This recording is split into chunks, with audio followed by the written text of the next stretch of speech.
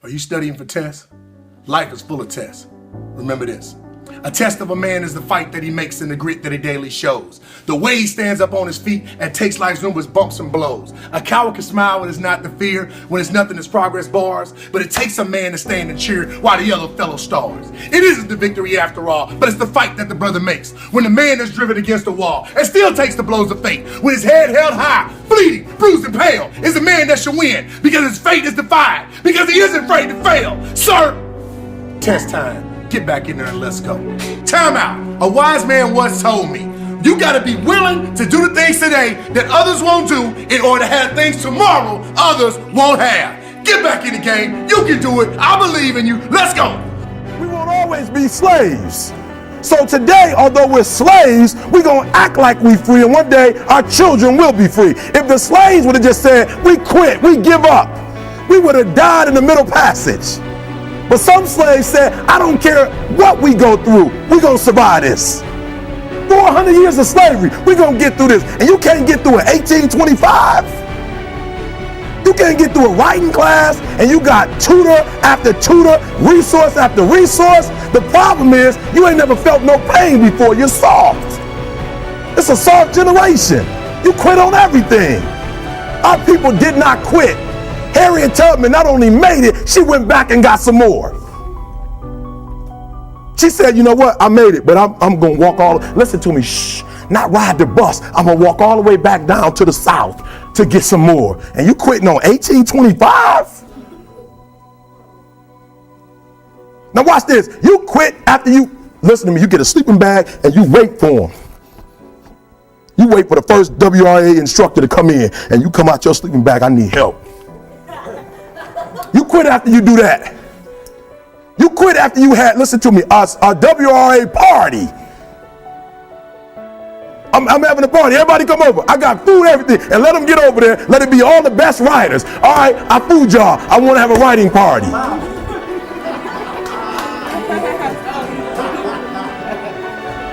I'm serious.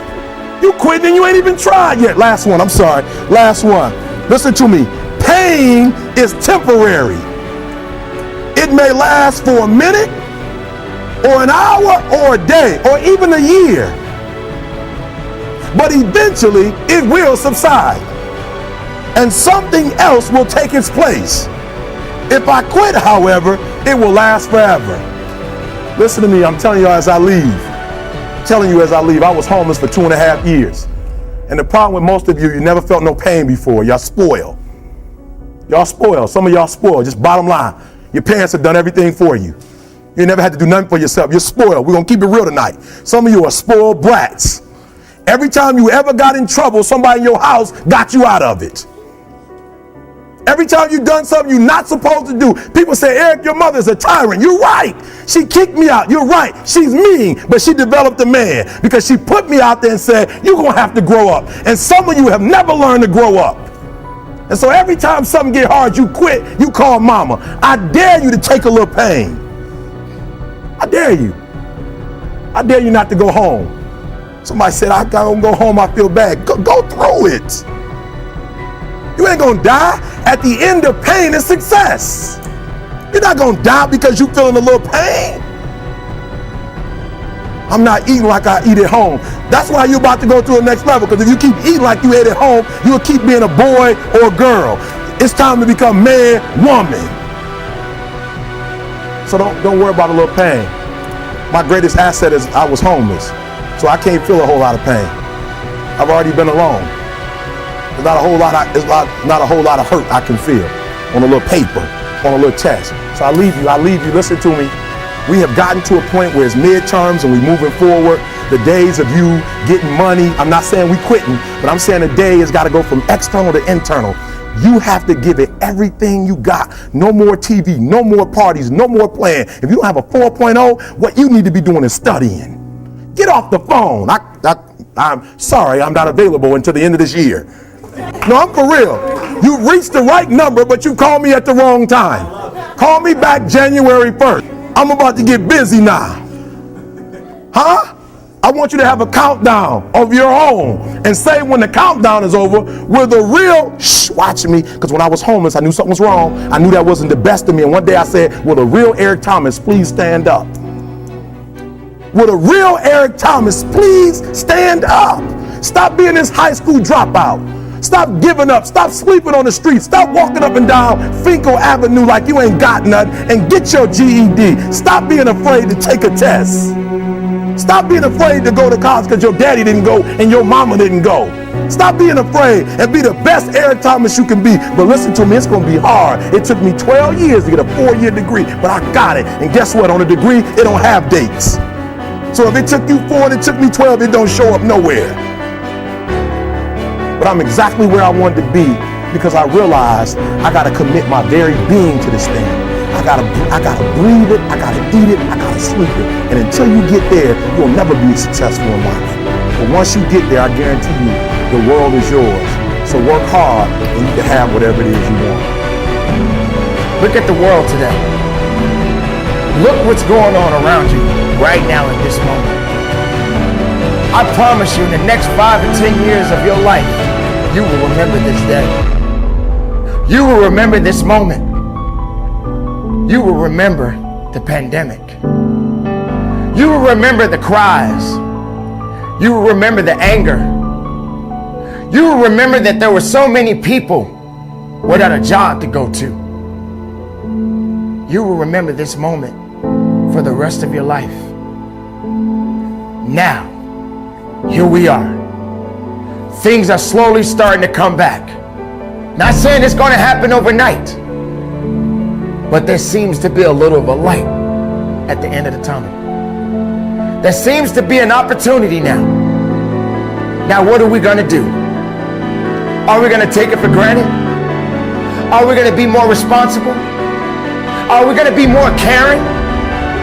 Are we going to realize that life is beautiful? And now that you have this chance, with all of the circumstances that we have all faced, lives were lost, jobs were lost, people's mindsets are not in the right place. You feel that your freedom has been taken from you. You feel that this chance right now that you have is all you have left, and you want to make the most of it. So what do we do now as a people? Doesn't matter what you believe in, but what do we do now as a people? We're not starting over. We're going to start up. We're going to start up right now. We're going to start caring a little bit more. We're going to start understanding a little bit more. We're going to start loving a little bit more. Forget the hate. Forget all the anger. Forget the things that you can't control. It is time for you, me, and the rest of the world to come together. It's time to realize that life is good and you must stop taking it for granted. These things that has happened in our lives, it hit us very hard. It knocked the wind out of us. But we got the chance right now to stand up together and push through it together. Sure, it's gonna be tough. And it's still gonna be a lot of things that we have to endure and a lot of things that we have to overcome.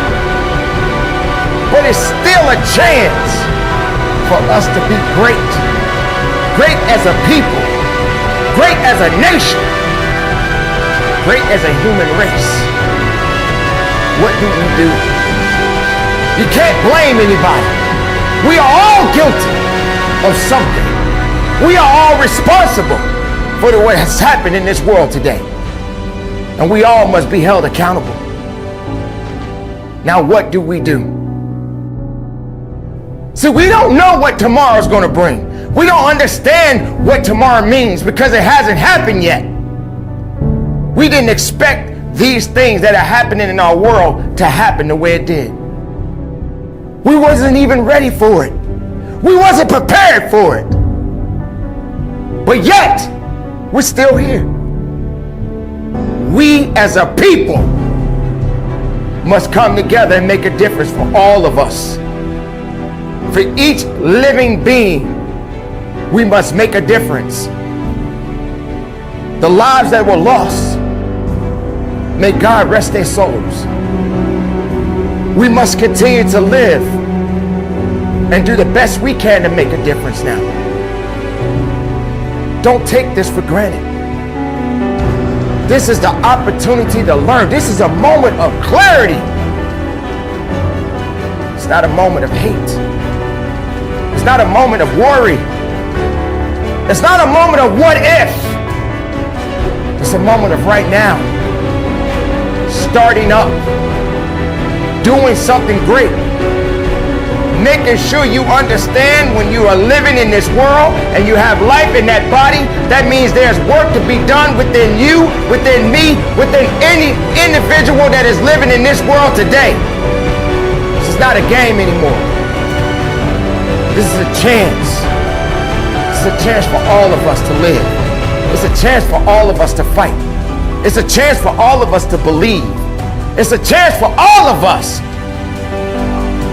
wherever you may be in this world, to make a difference. Let's do it together. Let's keep up the fight.